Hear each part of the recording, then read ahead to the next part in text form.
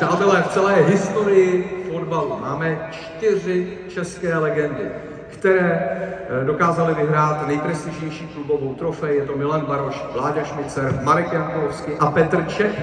No a borec, který přijde za malou chvíli, ty 4 trofeje vyhrál sám. Navíc jako jediný v historii v dresu 3 různých klubů.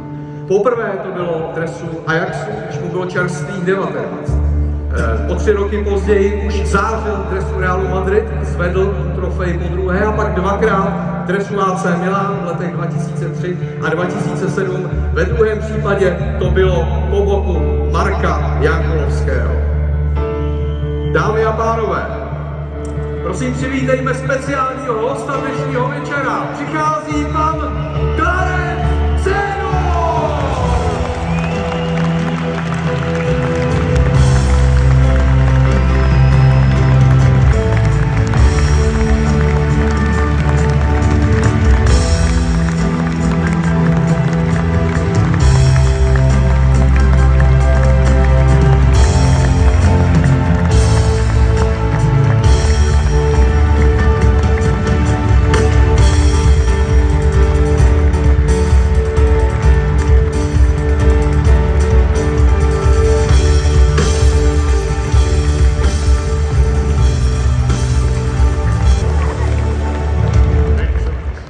Clarence, welcome to Prague. Thank you.